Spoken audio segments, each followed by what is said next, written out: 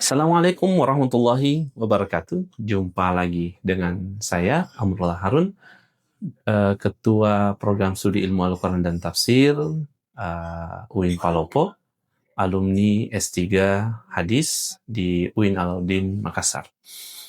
Pada kesempatan sebelumnya, kita telah membahas bagian pertama dari hadis Qudsi, hadis ke-42 dalam kitab Arba'in An-Nawawi. Sekarang kita lanjutkan pada bagian kedua. Dalam hadis Qudsi yang telah disebutkan, hadis ke-42 itu, Allah Subhanahu wa Ta'ala berfirman dalam hadis Qudsi ini, bagian keduanya, kata Allah Subhanahu wa Ta'ala melalui lisan baginda Nabi yang memformulasi bahasanya, ya ibnu Adam, innaka law ataitani biqurabil ardi, wahai seluruh anak cucu Adam, sesungguhnya jikalau kalian datang kepadaku menghadap dengan dosa sebesar atau sebulat bumi.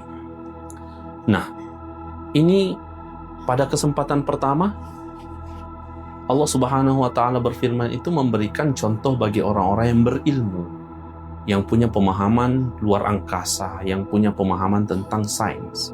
Di bagian kedua ini, Allah Subhanahu wa Ta'ala berfirman di hadis Qudsi ini memberikan contoh yang lebih sederhana yang bisa dinalar oleh orang-orang awam.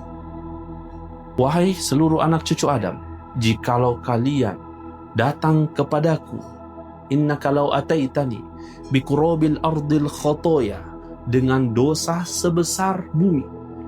Nah, para hadirin, kita coba untuk berpikir bagaimana dosa sebulat atau sebesar bumi. Mungkin kalau kita baca terjemah itu hanya sederhana, tetapi ketika kita mengkaji secara ilmiah itu luar biasa. Bayangkan, dosa sebesar bumi itu seperti apa? Kita mengambil logika sederhana yang bisa dicerna oleh akal kita. Ketika kita mengambil pasir 1 sendok teh saja, 1 sendok teh kecil pasir, untuk kita letakkan di atas meja, kemudian kita hitung butiran-butiran pasir itu, bisa selesai, tapi butuh waktu berhari-hari hanya untuk menghitung butiran pasir yang ada di atas meja dengan 1 sendok itu. Nah, bagaimana ketika dosa kita sebesar bumi beserta isinya bulatan, seluruh pasir yang ada di pinggiran pantai, seluruh pasir yang ada di atas gunung, di perut bumi, seluruh bebatuan, seluruh tumbuhan. Jadi Tuhan menggunakan bahasa sederhana tapi memiliki makna yang dalam. Andaikan seluruh dosa manusia datang menghadap kepadaku dengan membawa dosa sebesar bumi beserta isinya, diampuni oleh Tuhan. Begitulah kasih sayang Tuhan besar terhadap makhluknya. Maka kita sebagai hamba Tuhan, hamba Allah Subhanahu wa Ta'ala, tidak boleh berkecil hati. Wala tai'asu min rauhillah.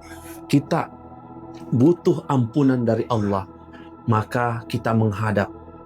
Bagaimanapun besarnya dosa kita menghadap kepada Tuhan dengan ikhlas dan betul-betul bertaubat.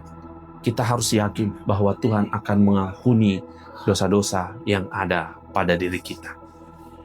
Nanti kita lanjut pada bagian ketiga di hadis ini, bagian terakhir, dan itu menjelaskan keseluruhan dari awal hadis itu sampai akhir.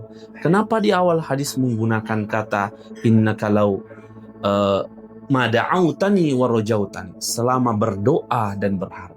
Nanti akan dijawab pada sesi ketiga dari hadis ini. Terima kasih, sekian dari saya. Assalamualaikum warahmatullahi wabarakatuh.